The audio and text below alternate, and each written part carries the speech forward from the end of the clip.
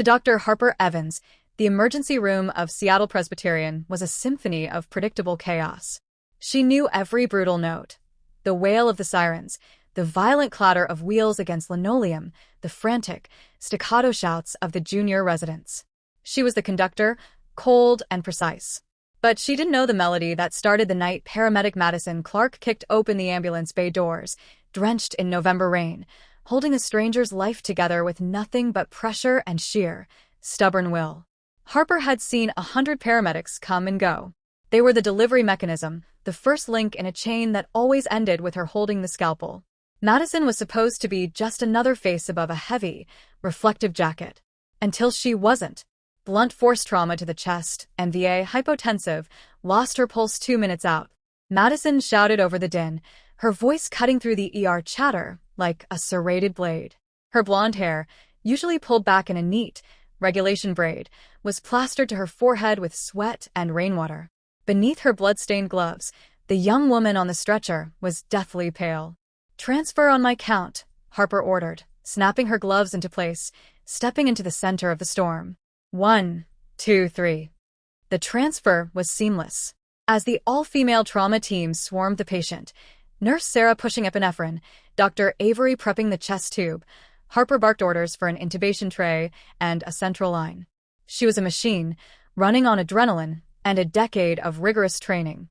But as she leaned over the young woman, her eyes briefly met Madison's across the silver rail of the gurney. Madison was breathing hard, her uniform stained crimson, her dark eyes wide but impossibly steady. In that fraction of a second, the monitors, the shouting, and the harsh fluorescent lights seemed to drop away. There was an electric, grounding weight in Madison's gaze, a shared acknowledgement of the fragile line between life and death they were both currently towing. "Good catch out there, Clark," Harper murmured, her voice uncharacteristically soft, meant only for the paramedic. Madison blinked, a ghost of a smirk breaking through the exhaustion on her face. "Just keeping her warm for you, document." She backed out of the room to let the surgeons work, but the imprint of her presence stayed behind. Harper shook her head, forcing her focus back to the bleeding. "She's just the paramedic," Harper told herself. Focus. Weeks bled into months, and the graveyard shift became a dangerous playground for unspoken things. It started with coffee. The hospital cafeteria brew was notorious for tasting like battery acid filtered through a dirty sock. One Tuesday at 3 a.m., Harper was leaning against the nurse's station, rubbing her temples to ward off a migraine, when a paper cup appeared in her line of sight. Double-shot Americano. "From the little all-night stand 3 blocks down," Madison said, leaning casually against the counter. She smelled like rain, ozone, and something uniquely her own, like cedar and citrus. Harper took the cup, the warmth seeping into her chilled fingers. "You're bribing the attending, Clark? What do you want?" "Priority bay access." "Just thought you looked like you were about to declare war on the charting system," Madison chuckled, her eyes crinkling at the corners. "Besides, I like my doctors highly caffeinated when I bring them my messes." "Your messes are my favorite kind," Harper replied before her brain could catch up with her mouth. The air between them thickened. Madison's smile softened into something infinitely more dangerous. She held Harper's gaze for a beat too long, the bustling ER fading into white noise around them. Nurse Sarah cleared her throat loudly from the adjacent desk, breaking the spell, but the shift in gravity was permanent. "I'll remember that, Dr. Evans." From then on, the boundary between professional and personal began to blur. Harper found herself lingering near the ambulance bay when she heard Madison's rig number over the radio. Madison started finding excuses to chart her run reports in the physician's break room alongside Harper. They traded dark humor over terrible vending machine pretzels and shared silent, knowing looks over the heads of difficult patients. Harper was a woman who lived by protocol, by measurable facts and definitive diagnoses. But the way her heart kicked against her ribs whenever Madison walked into the room? That was a symptom she couldn't medicate away. It happened in the dead of winter, during a massive ice storm that turned the city into a skating rink. The ER was a war zone. For 12 straight hours, Harper didn't stop moving. She set bones, clamped arteries, and pronounced times of death until her voice went hoarse. Around 5 a.m., the influx finally stopped. The adrenaline crashed, leaving behind a hollow, aching exhaustion. Harper retreated to an empty supply closet just to have 2 minutes of silence.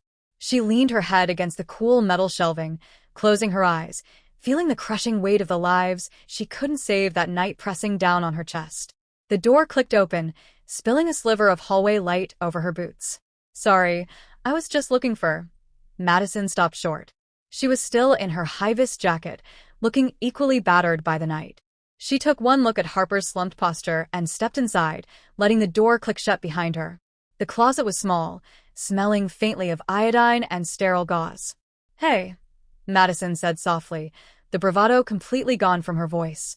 "Hey," Harper whispered back, unable to muster the strength to build her usual walls. "Rough night out there?" "Rough night in here, too, it looks like." Madison closed the distance between them. She didn't offer platitudes. She knew the job too well for that. Instead, she reached out, her fingertips gently brushing a stray lock of hair away from Harper's face. The touch was electric, sending a shiver down Harper's spine that had nothing to do with the cold. Harper looked up. Madison was standing so close Harper could feel the heat radiating from her. Her dark eyes were entirely focused on Harper's face, tracing the lines of exhaustion, dropping to her lips, and rising again. "You're shaking," Madison noted, her voice a low, rough murmur in the quiet dark. "I'm fine," Harper lied automatically, though her breath hitched as Madison's hand drifted down to cup her jaw. "You don't always have to be the one holding everything together, Harper," Madison said. It was the first time she had ever used her first name. It felt like a lock clicking open. For months, Harper had told herself the narrative she needed to survive. She was the paramedic. "I am the doctor." It's a professional line. But standing in the dim light of the supply closet, feeling the rough, steady warmth of Madison's thumb brushing against her cheekbone, the doctor's heart finally decided to speak. And it was screaming. Harper closed the final inch between them, capturing Madison's lips with her own. The kiss was desperate, tasting of bad coffee, salt, and months of suppressed longing. Madison gasped softly into Harper's mouth before her hands flew up to tangle in Harper's hair, pulling her closer, pressing her back against the metal shelves. The chaotic world outside the door, the trauma bays, the monitors, the sirens, was entirely obliterated. Harper kissed her with the same intense, laser-focused passion she applied to everything in her life, pouring all the fear and relief of the night into the slide of their lips. Madison responded with equal fervor, her hands exploring the curve of Harper's waist beneath her scrubs, grounding her in a way no one ever had. When they finally broke apart, they were both breathless, leaning their foreheads against each other. "Well?" Madison whispered, a slow, brilliant smile spreading across her face. "That certainly beats a double-shot Americano." Harper let out a sound that was half laugh, half sob, resting her hands flat against the sturdy wall of Madison's chest, feeling the steady, rhythmic thumping of her heart. "My shift ends in 20 minutes, Harper murmured, looking up into Madison's eyes. "Are you off?" Madison nodded slowly, her thumb tracing the line of Harper's jaw one last time.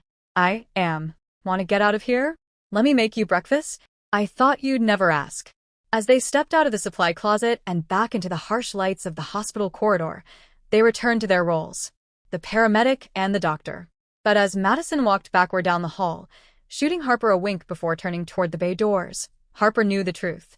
The chaos of the emergency room would always be there. But for the first time in her life, Harper wasn't facing the storm alone.